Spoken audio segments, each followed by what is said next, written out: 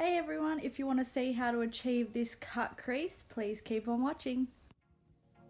Okay, let's start with brushes. So today I'm using a bigger fluffy brush, a medium size fluffy brush, and a smaller fluffy brush, all of which are really important to achieve the perfect smoky cut crease.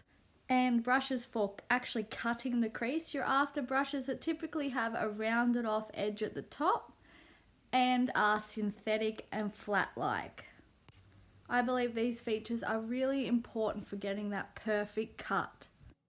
Okay, so of course taking my P. Louise base in the shade Rumour and my Zoeva 233 brush to pat that base in.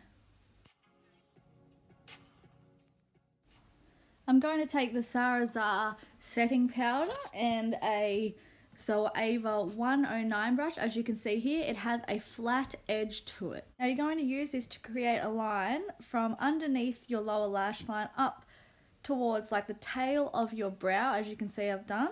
And this will stop eyeshadow going onto this part of your eye. So it's a Jaclynhill trick and it really works. Today I am using the Zoeva All Night Long palette again. It's launching on October 15th. We are going to begin with the medium fluffy brush and dabbing that into the shade Concert Like.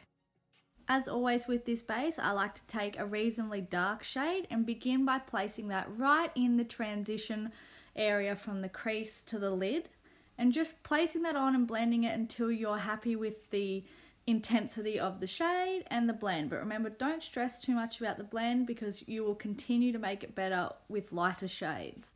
Okay, now you're going to use the biggest fluffy brush and go into the shade Chosen Guess, which is, as you can see, lighter. And you're placing that on and a little bit above the previous shade. And just blending that out up further. Circular and little swiping motions now, and we have gone into the big fluffy brush because we are actually trying to create now that really blown out, smoky, seamless blend effect. On the same brush, just cleaned a little bit, take the shade Full Swing and once again place this on and a little bit above the previous shade. And here is where we will finally perfect the blend and just blend until you're happy with how it looks. Now going into the shade Concert Like on the medium fluffy brush again and placing this on the outer edge lid and crease to create that smoky cat eye effect. Take your time to slowly build up the depth of the shade and blend it into the crease. Okay, so here's where we take the small fluffy brush, dipping it into 15 minutes of fame. Start by placing your brush closest to your lash line and building your way up to the crease. This is just to ensure that the majority of the black starts low so that you don't overdo it in the crease and ruins your blend. I really love this brush because, as you can see, you can place a shade like black in a really defined area and it doesn't get out of control, but it also has a really good blending ability. Okay, let's cut this bad boy out. So I'm taking my P. Louise base and a Zoeva 233 cream shader brush and just start placing the concealer on your brush, not too much. As you can see, I put a little bit on my lid just to take some off the tip. Now you're just slowly mapping out an almost semi-circle shape above your crease line. So I look around, and if any of the concealer goes above the line I've made already, I know I've got to cut it out higher because my fold and crease is actually higher than what I've done.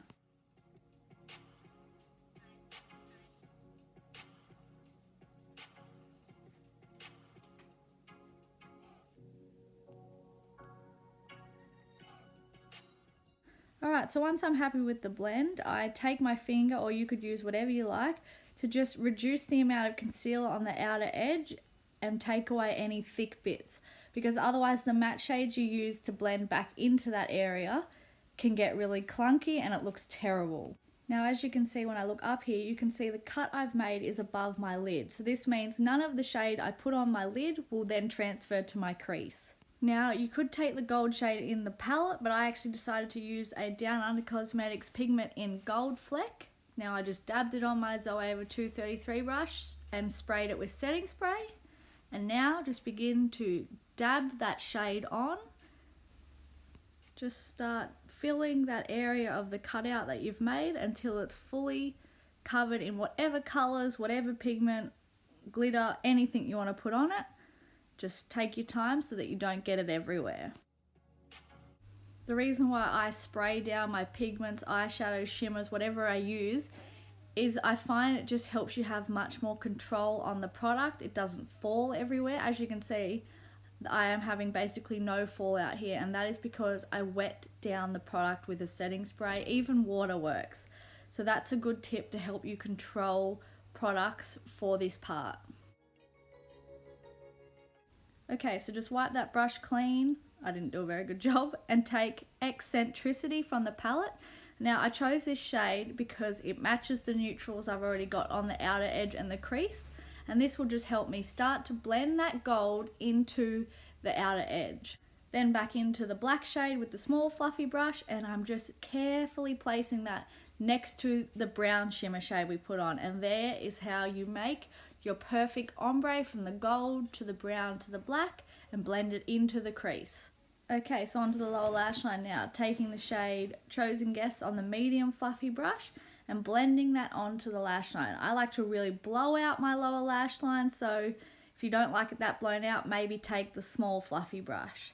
As you can see, I connect up my lower lash line into the upper creases blending and create that circle-like effect on the edge. Now just taking a mixture of the black and the brown shade on the small fluffy brush and placing that even closer to the lash line to really darken up that area.